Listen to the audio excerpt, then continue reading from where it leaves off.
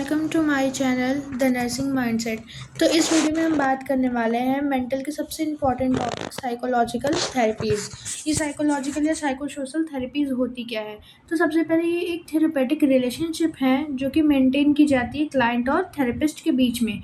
इसका एक एम होता है कि कोई भी इंडिविजुअल अगर उसकी पर्सनल आइडेंटिटी में डिस्टर्बेंस है, वो चीज़ों को मैनेज नहीं कर पा रहा है या उसका बिहेवियर अल्टर्ड है, तो उसको साइकोलॉजिकल सारी प्रॉब्लम जितनी भी होती है उनमें इस थेरेपीज़ के हेल्प से डील किया जाता है, उनके साथ उनके प्रॉब्लम्स का सॉल्यूशन निकाला जाता है। Commonly use therapies are psychotherapies. जो मेनली थेरेपीज़ यूज़ की जाती है वो सारी साइकोथेरेपीज़ होती है, बिहेवियर थेरेपी होती है और कॉग्निटिव बिहेवियर थेरेपीज़ होती हैं। तो अब हम देखेंगे कि कितने टाइप की साइकोसोशल थेरेपीज़ होती है। तो पहला होता है individual behaviour therapy, interpersonal therapy, group और मिलियू थेरेपी। अब इनके अंदर भी इनके सब डिविजन्स हैं। तो सबसे पहली थेरेपी है इंडिविजुअल थेरेपी। अब देखते हैं नीचे इसके टाइप्स। तो इंडिविजुअल थेरेपी में जो पहली थेरेपी आती है वो आती है साइको एनालिसिस थेरेपी, हिप्नोटिक एब्रिएक्शन और सपोर्टिव थेरेपी। तो पहली थेरेपी है हमारी साइको एनालिसिस। ये किसके थ्रू डेवलप की गई है? तो ये सिगमंड फ्रूड के थ्रू डेवलप की गई है।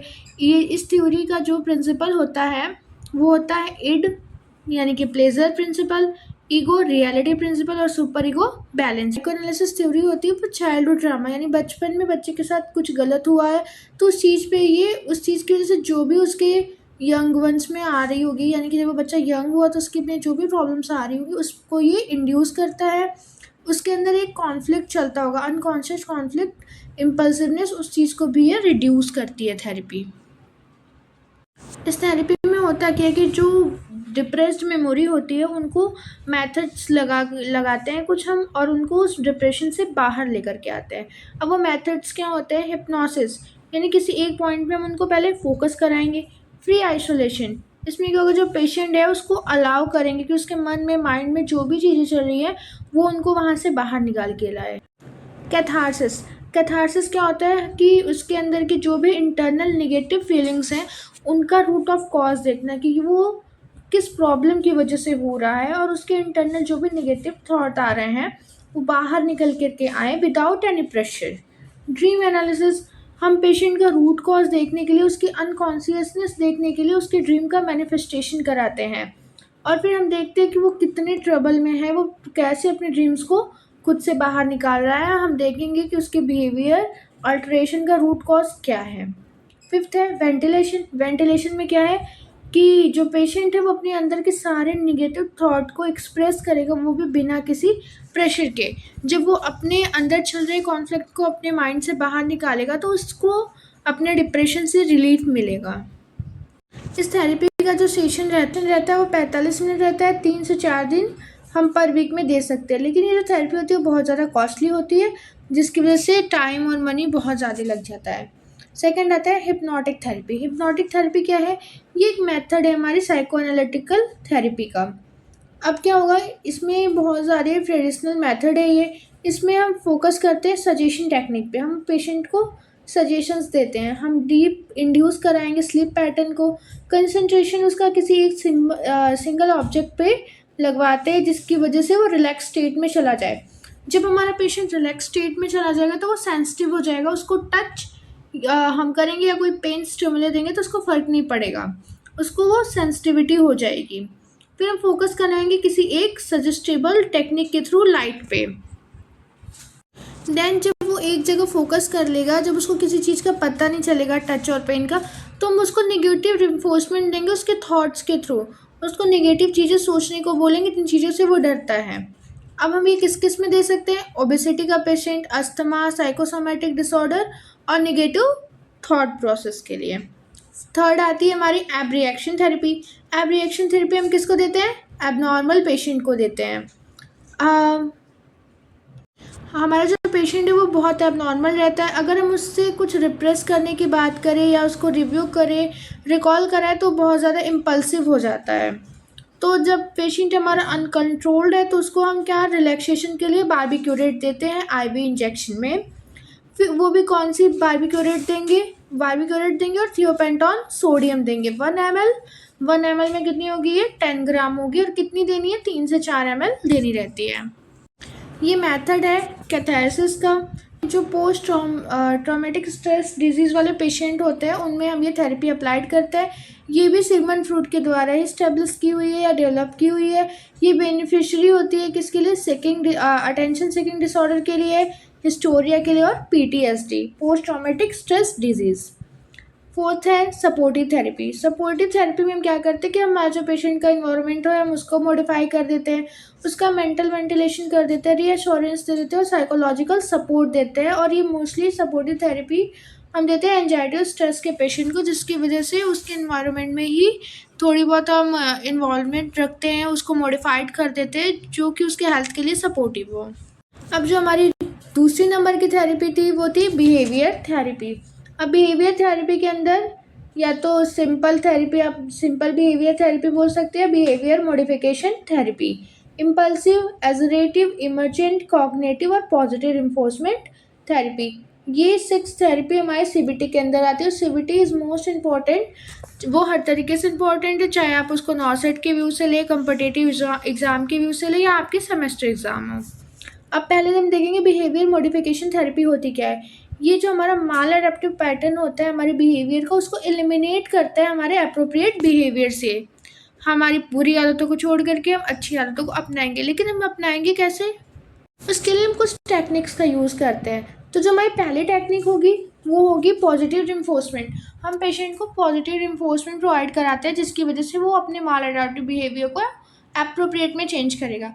फिर नेगेटिव रिइंफोर्समेंट दे करके चेक करेंगे, पनिशमेंट दे करके, रिवॉर्ड, पनिशमेंट और टोकन इकोनॉमी। टोकन इकोनॉमी के हम उसकी किसी पर्टिकुलर बिहेवियर पे कोई टास्क रख देंगे एंड वहाँ रिवॉर्ड दे देंगे, जो कि टोकन इकोनॉमी होती है। अब इसका मेथड जो है वो पहला है सिस्टमिक डिसेंसिटाइजेशन। सिस्टमिक डिसेंसिटाइजेशन क्या होता है, अगर कोई पेशेंट फोबिया में है तो उसके लिए ये थेरेपी हमारी फर्स्ट चॉइस होती है।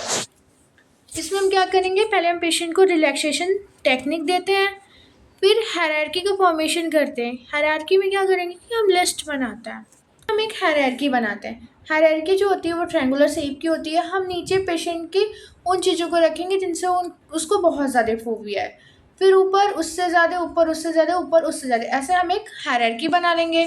फिर हायरार्की बनाने के बाद हम उसको वो चीज़ें डिसेंसिटाइजेशन, ये क्या होता है कि हम उसको वो चीज़ें इमेजिन कराते हैं।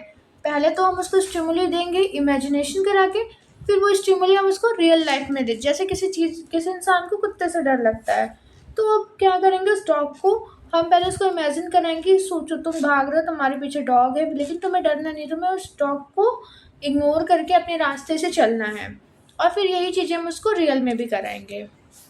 इसमें क्या होता है कि इसमें जो हम क्लाइंट के ऊपर इन्फोर्समेंट डालते हैं वो हमारा वीक टू स्ट्रॉन्ग जगह, यानी कि हायरार्की में जो चीज़ों से वो कम डरता है उसको पहले करेंगे, जिन चीज़ों से वो बाद में डरता है। हमारी अगली थेरेपी क्या है, इम्पल्सिव थेरेपी। इम्पल्सिव थेरेपी जो है वो जिवॉल्व के थ्रू डेवलप की गई है। इसमें हम फ्लूडिंग मेथड का भी यूज़ करते हैं, इसको फ्लूडिंग भी कहते हैं। ये सेकंड चॉइस होती है फोबिया की। इसमें हम क्या करते हैं कि ये जो थेरेपी है वो पूरी पूरी अपोजिट होती है हमारे सिस्टमिक डिसेंसिटाइजेशन थेरेपी से। इसमें क्या होता है कि हम वीकेस्ट टू स्ट्रॉन्गेस्ट स्टिमुलस देते हैं। इसमें जो इंटेंसिटी होगी हमारी स्टिमुलस की वो स्ट्रॉन्गर टू वीकर होगी। इसमें को हम अप्लाई करते हैं या तो इमेजिनरी से, जिसमें आर्टिफिशियल और रियल सिचुएशंस को लेते हैं। थर्ड थेरेपी है एजरेटिव थेरेपी। एजरेटिव थेरेपी में क्या होता है कि हम पेशेंट के साथ आई टू आई कॉन्टैक्ट करके बात करते हैं, हम उसको लिसन करते हैं, उसके साथ कम्युनिकेशन देखते हैं कि उसका वे ऑफ कम्युनिकेशन कैसा है, गेस्चर देखते हैं, पोस्चर देखते हैं और कितने डिस्टेंस पे बैठा हुआ है, और उसकी जो बिहेवियर है, उसका जो फ्रिक्वेंसी है वो कैसा है। ये जो है थेरेपी वो यूज़ की जाती है पेशेंट अगर साइनेस है, उसके अंदर हेजिस्टेशंस हैं, या कोई भी माल एडाप्टिव पैटर्न है बिहेवियर का, उसको ये एलिमिनेट करने में हेल्प करता है।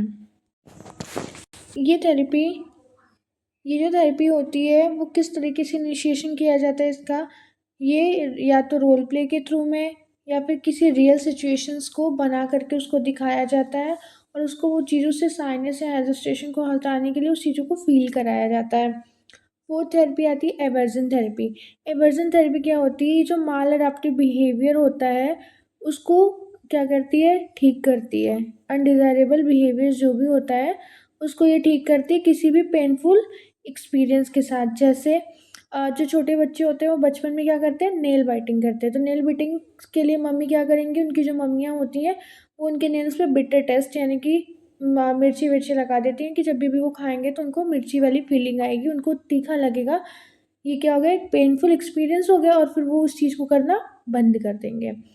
जैसे एक अल्कोहल डिपेंडेंट क्लाइंट आता है तो उसको हम डाइसल्फाराम देते हैं। क्यों? क्योंकि अगर वो फिर से अल्कोहल लेगा तो उसको क्या होगी, नोज़िया, वोमिटिंग और बहुत सी चीज़ें होने लगती हैं, पेनफुल एक्सपीरियंस। और कितना देते हैं, 250 से 500 mg डाइसल्फाराम हम देते हैं। जो हमारे फिफ्थ नंबर की थेरेपी है वो है कॉग्निटिव बिहेवियर। ये 1960 में आई थी, रैनबॉक ने दिया था। इसका यूज़ कहाँ होता है, फोबिया में होता है, डिप्रेशन में, एंजाइटी में, पर्सनैलिटी डिसऑर्डर और ड्रग एडिक्शन में। इसमें हम करते क्या है, इसमें हम गाइडिंग करते हैं और काउंसलिंग करते हैं हमारे पेशेंट की। हम फोकस करते हैं उसके बिहेवियर पे, जो उसके नेगेटिव थॉट्स पे, कि उसको क्या नेगेटिव थॉट्स आ रहे हैं, वो ऐसा क्यों कर रहा है, उसको पर्सनैलिटी डिसऑर्डर है तो किस वजह से हो रहा है। फिर पहले हम क्या करेंगे, उसके बिहेवियर का कॉज जान लेंगे। इसके अंदर जो टेक्निक यूज़ करते हैं वो सबसे पहला टेक्निक है जनरेट अल्टरनेटिव्स। हाँ, उसकी जो भी प्रॉब्लम है हम उसके अल्टरनेटिव्स बना देंगे, उसके साथ प्रॉपर कम्युनिकेशन करेंगे। और फिर क्या करते हैं, वो जो भी प्रॉब्लम को बहुत ज़्यादा ही सोचता रहता है उस प्रॉब्लम को हम लो फील कराते हैं। उस प्रॉब्लम को हम क्या करते हैं, डीकैटेट्रोपिजिन। क्या करते हैं कि वो जो प्रॉब्लम को हाई फील करता रहता है उस प्रॉब्लम को हम लो फील कराते हैं। जैसे किसी पेशेंट का बहुत बीपी बढ़ जाता है तो उसको लगता है कि बस अब उसको हार्ट अटैक आने ही वाला है, तो उसको हम ये समझाएंगे, बताएंगे कि आपकी बीपी ही बढ़ी हुई है, आपको कोई और दिक्कत नहीं है। 9 नंबर की जो थेरेपी है वो है पॉजिटिव रिइंफोर्समेंट। इसमें हम पेशेंट को क्या बोलते हैं कि अगर आपने इतने दिन तक, जैसे एक अल्कोहलिक पेशेंट है तो उसको हमने डाइसल्फाराम दिया, साथ में ये बोल दिया कि अगर आप 10 दिन तक शराब नहीं पियोगे, अल्कोहल नहीं कंज्यूम करोगे तो हम आपको ये देंगे। या फिर हम उसको टारगेट रख देंगे कि आप एक टारगेट कंप्लीट करोगे तो हम आपको एक टोकन देंगे। हम टोकन इकोनॉमी बना सकते हैं, मॉडलिंग करा सकते हैं, डेमोन्स्ट्रेशन उस चीज़ का, जिसकी वजह से पेशेंट को पॉजिटिव रिइंफोर्समेंट मिलेगा और उस काम को वो नहीं करेगा जो अल्टरनेटिव बिहेवियर्स है।